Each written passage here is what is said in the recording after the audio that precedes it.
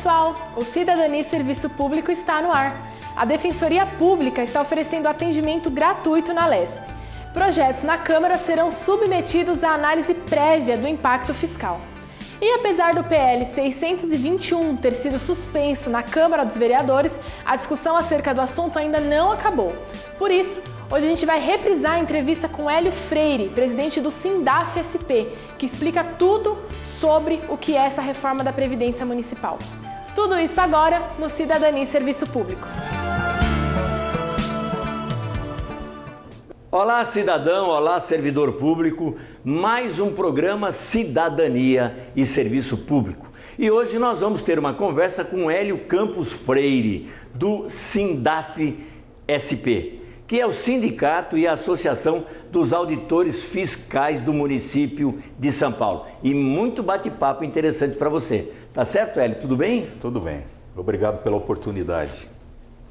Hélio, primeira coisa, vamos mostrar para o pessoal o que é um auditor fiscal e o que faz um auditor fiscal no município do estado de São Paulo. Ok. Bom, a nossa carreira é uma carreira típica do estado, que tem a responsabilidade muito importante, que é a busca de recursos para que a prefeitura possa executar as políticas públicas, né? Ou seja, investimento em saúde, educação. Eu vou passar alguns números, Góes, só para que você tenha uma dimensão da importância da nossa carreira. O orçamento aqui do município de São Paulo é na faixa de 56 bilhões de reais. Esse foi o orçamento aprovado aqui para o município de São Paulo. 56 bilhões de reais. Bilhões. É maior do que a maioria dos estados, ou seja, nós estamos falando de uma cidade-estado mesmo, né? E dentro desse orçamento, nós somos responsáveis pela busca das receitas tributárias, né?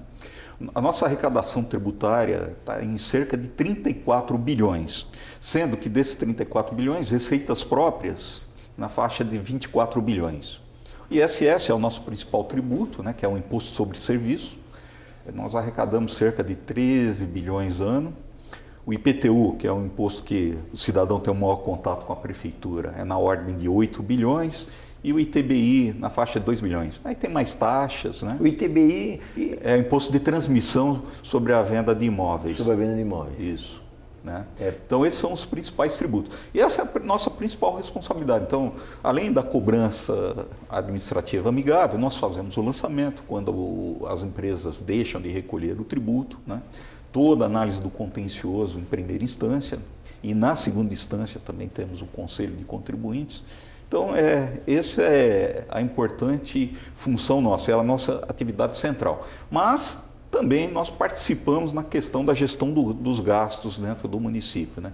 Então, nós também ocupamos importantes funções nessa questão do controle de gasto e gestão orçamentária.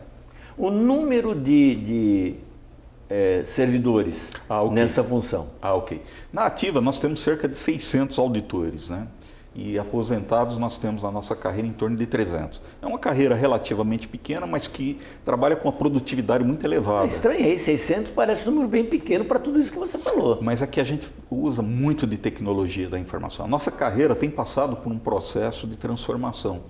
Então hoje você usa muito, você deve ter acompanhado, desde 2004 nós temos a nota fiscal eletrônica, o parcelamento de débitos para os contribuintes, é tudo disponibilizado pela internet. Então o que acontece? Nós modernizamos muito as nossas atividades, né?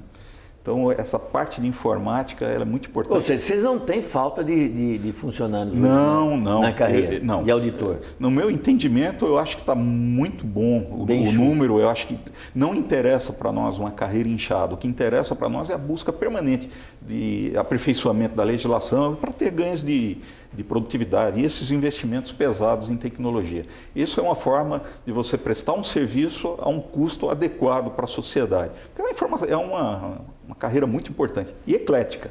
Só para você ter uma ideia, nós temos engenheiros navais, civis, pessoas formadas em direito, letras, então, uma série, não há restrição para a formação na carreira.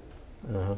Agora, você está aí num trabalho com o seu sindicato, com a sua associação, que atinge, na verdade, todos os servidores municipais, que é esse projeto 621/2016, Exato. que o prefeito Dória encaminhou para a Câmara Municipal, está lá em andamento. Exatamente. Nós estamos marchando aí ombro a ombro com o conjunto das entidades municipais e mais as nossas entidades nacionais, né? A CONACAT, a Pública e uma série de federações que nos apoiam nesse trabalho.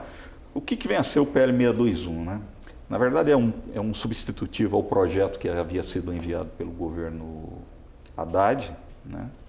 E o projeto do Haddad era nada mais do que criar a Previdência Complementar. O Dória foi além, ele colocou uma série de outros itens nesse projeto, muitos deles, ao nosso ver, inconstitucionais, né? E só que o que nos preocupa bastante é aí que as entidades que representam os servidores estão preocupadas com a celeridade com que está se querendo fazer esse debate. Você imagina, é um projeto que afeta gerações, né?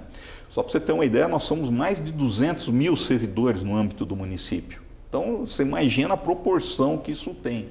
Então, um projeto que foi mandado no encerramento do processo legislativo do ano passado, né, está querendo que seja aprovado agora no mês de março, sem que as entidades tenham participado em qualquer momento de um debate no âmbito do Executivo. Então, a gente está começando a entender o projeto agora. Então, tanto é que nós ficamos preocupados com a dimensão do problema que vem trazer esse projeto, que nós encomendamos um parecer jurídico, eu até gostaria de te mostrar aqui, né? Mostrar aqui para a Câmara. Esse parecer, tendo em vista a gravidade, né, as entidades se juntaram e encomendaram, né? Ele foi elaborado pelo ministro Edson Vidigal, que já foi ministro do STJ, e por um especialista em direito previdenciário, que é o Dr. Cláudio Farag. Ele entende profundamente do tema. Então, você veja a nossa preocupação, a extensão do parecer, ele demonstra a extensão, a quantidade de inconstitucionalidades e ilegalidades que esses especialistas entenderam. Então, qual foi a ação que as entidades fizeram? Entregamos para todos os vereadores um exemplar do parecer, né? Para quê? Para que os vereadores tomem ciência desse problema, né? E façam um debate qualificado dentro da Câmara, né? E você vê que a extensão é tão grande que nós estamos elaborando agora um folheto que resume também Mas mesmo o resumo você vê que é bastante... Esse folheto também foi distribuído para os vereadores? Não, na verdade... Você está recebendo ele em primeira mão aqui. Opa! Você é o primeiro a receber. Opa! Nós vamos começar a distribuição disso hoje, na verdade. E vai também para todos os servidores? Nós rodamos uma faixa de 50 mil numa primeira leva, né? Uhum. E se necessário for, nós vamos rodar mais. Mas veja só agora, qual é a preocupação, por que é importante esse programa aqui? Você sabe que São Paulo é modelo para o Brasil, né? Sim. Você sabe que as entidades brigaram muito pelo aperfeiçoamento da PEC 287, né?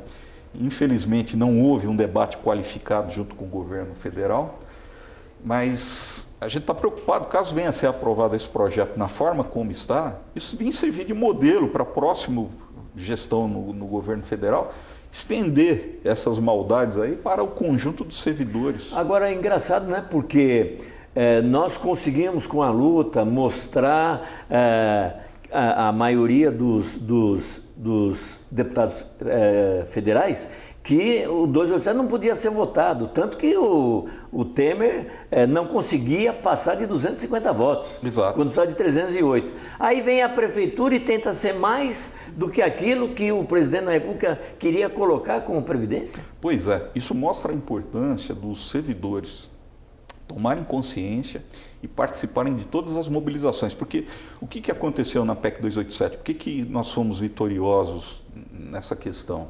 Porque houve a mobilização dos servidores. Eles procuraram sensibilizar os parlamentares dos graves problemas que traziam a proposta da PEC 287. Não é que nós queremos fugir do debate. Nós queremos participar de um debate qualificado. É um problema sério, né? Então eu acho que ele merece realmente uma participação. Então é por isso que nós temos essa preocupação de mobilizar os servidores. Vocês que estão nos assistindo, participem, né, intensamente das manifestações, dos debates que vão ocorrer na Câmara Municipal. É a oportunidade que nós temos de influenciar esse trabalho. Aliás, eu queria aproveitar para dizer, o telespectador às vezes não entende direito algumas coisas, como essa questão de os servidores são contra qualquer projeto que encaminha.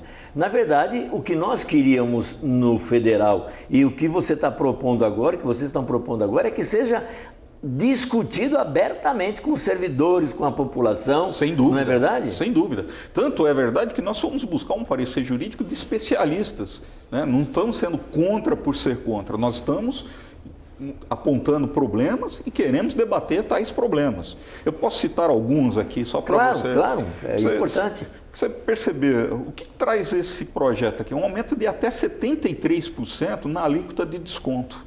A alíquota hoje é quanto? Hoje é 11%. Então ele está fazendo um aumento de 11% para 14% e uma proposta de um desconto complementar que pode chegar até mais 5%. Ou seja, um incremento que pode chegar até 73% na alíquota. Você veja o absurdo. Imagine, você que não é servidor público, né? Imagine que do dia para a noite você tem um desconto na sua previdência, que é menor do que o nosso, que somos servidores, né? O nosso é 11%. Que já sobre tudo que ganha? Sobre tudo que ganha. Não é sobre o teto, o nosso é sobre tudo que ganha. E o servidor não tem teto como o INSS. Exatamente. Paga em cima de cada cruzeirinho que recebe, cada real que recebe. E com mais um agravante, quando nós nos aposentamos, continuamos a contribuir. Então, só para você ter uma ideia nessa diferenciação, né? E aí vem, do dia para a noite você sai de 11% para até 19%. Né? A totalidade, 11 para 14, né? Mas muita gente será atingida. Tem uma coisa, você vai colocar mais os problemas, outros problemas, mas já queria fazer uma parada aqui para dizer o seguinte, olha só, os servidores geralmente estão defasados na reposição salarial. Sem dúvida. Tá certo? Vocês também estão defasados na reposição salarial. Sem dúvida. E aí vem uma alíquota em cima do teu salário, aumentando de 11 para 14 e depois talvez 19. Sim. Quer dizer, está tirando do seu salário. Em vez de você ter reposição, você está perdendo o dinheiro do teu salário, não é isso? É verdade. Só para você, foi até pertinente esse seu comentário, Gósio, porque hoje mesmo nós tomamos ciência que foi encaminhado a proposta do governo de reajuste salarial, né? Que acho que você sabe, aqui na Prefeitura de São Paulo, há 15 anos, a reposição, o reajuste geral dos servidores é 0,01%. Eu vou repetir, é 0,01%. Não é 1% não, é exatamente isso. Então, e dizendo que está cumprindo a legislação. Exato, é uma burla, é uma burla ao que determina a Constituição. Exatamente. Eu vou fazer um intervalozinho aqui, porque vai entrar a Mariana com um noticiário e nós voltamos já para você colocar todas essas questões prejudiciais ao servidor. Ok. Tá bom? Fiquem com a Mariana. Voltamos já.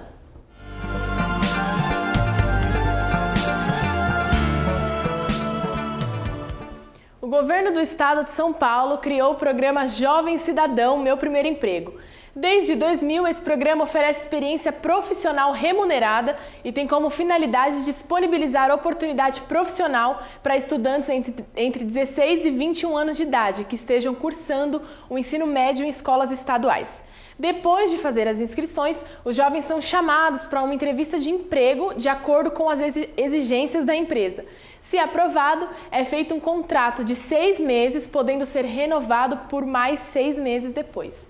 A jornada de trabalho varia entre 4 e 6 horas diárias, de segunda a sexta-feira. Uma boa chance para entrar no mercado de trabalho. Voltamos agora com a entrevista de hoje.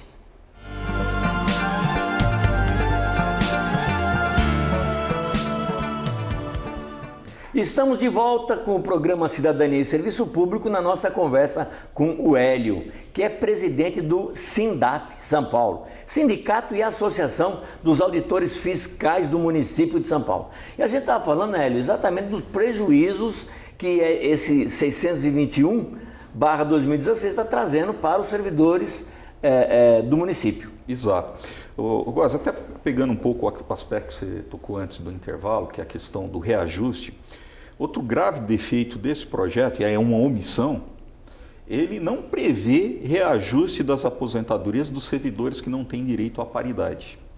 Ou seja, nós temos, hoje mesmo, já temos servidores que se aposentaram há 10 anos e que continuam só recebendo 0,01, ou seja, um verdadeiro congelamento nas suas aposentadorias. Ele não acompanha nem o aumento do INSS, nem o salário base, nada? Nada. Algo que já está resolvido, tanto na União quanto aqui no estado de São Paulo, o município desrespeita a Constituição, não prevê esses reajustes. E essa omissão está prevista aqui. Então você imagina a gravidade. Você vai contribuir com uma taxa, com uma alíquota que é confiscatória, e aí ao final, caso você não tenha paridade, você não tem reajuste. Não tem reajuste. Então é muita cobrança para pouca contrapartida. É uma outra inconstitucionalidade desse projeto.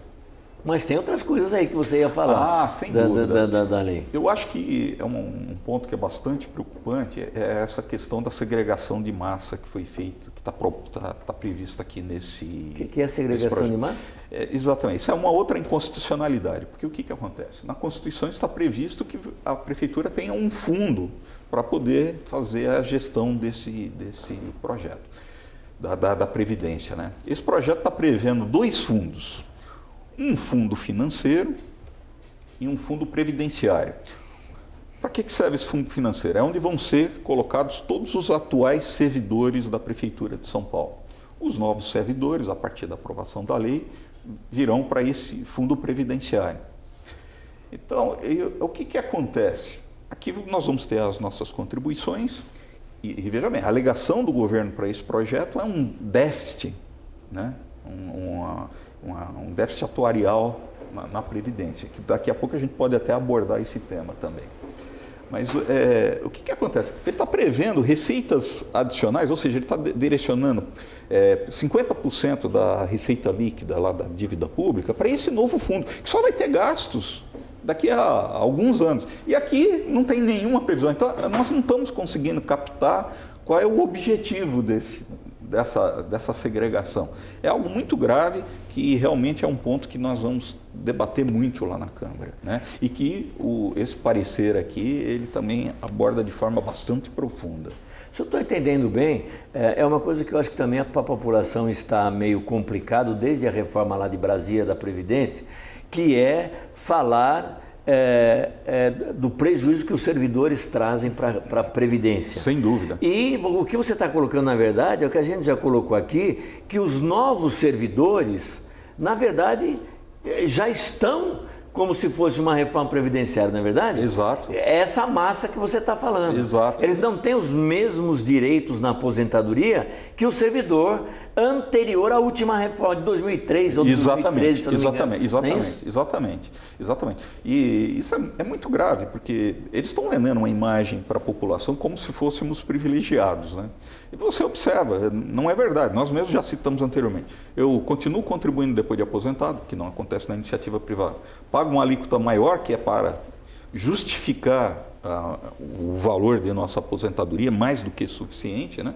Agora, o que nós não podemos é responder pelas falhas das gestões passadas aí, que desviaram recursos da Previdência, né? Ou, no caso do município de São Paulo, em alguns, lá no passado, deixaram de cobrar a contribuição previdenciária. Então, veja bem, nós estamos pagando uma conta que não é nossa, né? Queremos fazer esse debate, mas para fazer um debate qualificado. Vamos equacionar o problema, mas de uma forma em que o sacrifício seja distribuído ao longo do tempo e de uma forma justa. Fala agora da questão, tem ou não tem dinheiro na Previdência? Que história é essa de que também no município, com tudo que ele arrecada, a Previdência está dando prejuízo? Então, Gósio, até isso está complicado para nós responder de uma forma assim segura, porque o governo não foi transparente na questão do cálculo atuarial. Não mostra os dados? Não mostra um dado. Só para você ter uma ideia, quem elaborou o estudo foi a FIPE, a pedido da FEBRABAN. Foi patrocinado pela FEBRABAN esse estudo. E, ao nosso ver, é um estudo que não é um estudo atuarial aprofundado, feito por um especialista. Então, veja bem, nós temos dúvidas quanto aos números que estão sendo apresentados pelo Executivo. O que é a FEBRABAN? É a Federação Brasileira de Bancos. Sempre a Federação Brasileira de Bancos. Aqui tem um interesse enorme numa previdência privada, né? Não tenha dúvida, aqui tem a mercantilização da Previdência, não tenha dúvida. Eu acho que isso é o pano de fundo que estava por trás da PEC 287, né? Bem como desse projeto, é a mercantilização da Previdência, que é um instrumento social importante. Você imagina, a pessoa trabalha a vida inteira, na velhice ela precisa que o Estado, né, garanta a ela o mínimo para a sua sobrevivência, né? Isso é o que qualquer país desenvolvido disponibiliza para os seus cidadãos, né? Então eu acho que isso é uma coisa... Vocês não acreditam que o município receba para a Previdência menos do que ele paga? Veja bem, eu fiz meus cálculos, eu sou economista, né? Eu fiz os meus cálculos, né?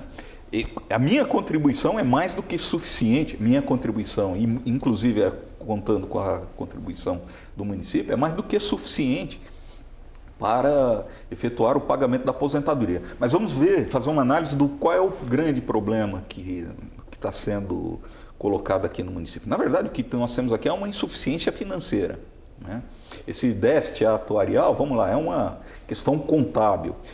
Vamos entender. Até o ano de 2005, o nosso Instituto IPREM, ele era responsável pelo pagamento das pensões. Então, nós pagávamos para o IPREM 5% do nosso salário, que era relativo ao pagamento de pensão. O pagamento de aposentadoria até essa data era feito pela Prefeitura com recursos do Tesouro. Essa era a sistemática, né? Então, até em função de mudanças constitucionais, a Prefeitura transferiu para o IPREM o pagamento das aposentadorias também. Só que o que aconteceu? Quando ela transportou essa obrigação, ela não fez o aporte necessário para cobrir a questão, o pagamento das aposentadorias. Então, ao longo do tempo, tem tido uma insuficiência financeira que a Prefeitura paga. Mas ela é reflexo dessa questão aqui. O que aconteceu no Estado também com o IPESP para a SPPrev. Exatamente. Agora, o que nós precisaríamos? Ter um estudo atuarial sério, é isso que nós estamos solicitando para a Câmara, porque essa foi uma outra irregularidade que foi cometida no envio desse projeto. Ele não foi enviado com o estudo atuarial. Tem só esse estudo que foi patrocinado pela FEBRABAN, mas um estudo atuarial que demonstra inclusive individualmente para os servidores as suas contribuições, não está. Então não estamos discutindo algo que está sendo transparente, ou seja, está sendo negado a nós servidores o direito à informação, que é um direito constitucional garantido a todos nós.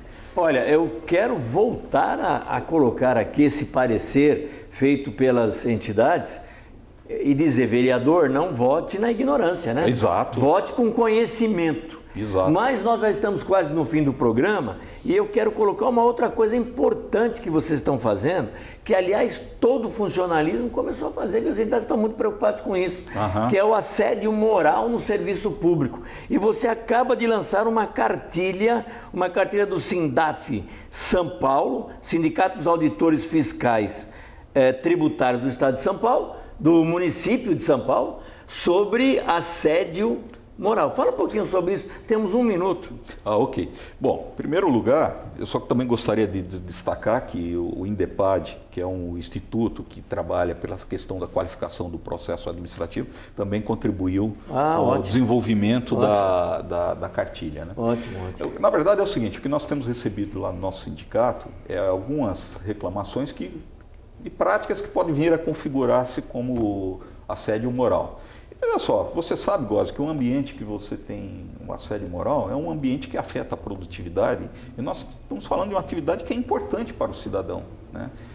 Nós temos que ter uma certa independência no sentido de cobrar adequadamente o tributo daqueles que sonegam, né? E desenvolver a nossa atividade. Somos uma carreira típica de Estado, com essa função importante de buscar recursos que vão ser usados em última instância para saúde, educação, zeladoria, né?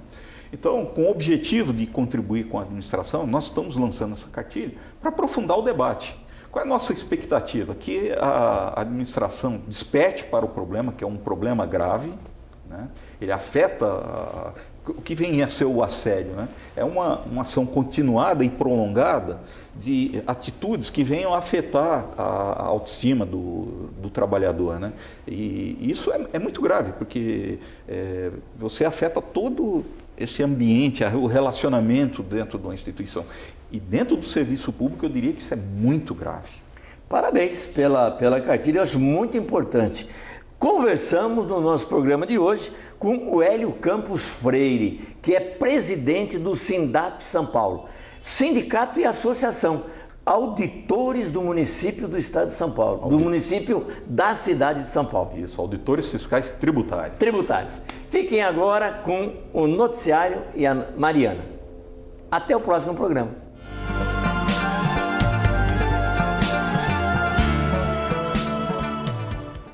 A Assembleia Legislativa de São Paulo inaugurou esse mês o novo posto da Defensoria Pública do Estado, que vai oferecer atendimento jurídico gratuito ao cidadão que não tem condições financeiras de pagar um advogado. O espaço, aberto ao público, funcionará diariamente das 13 às 17 horas na sala T71.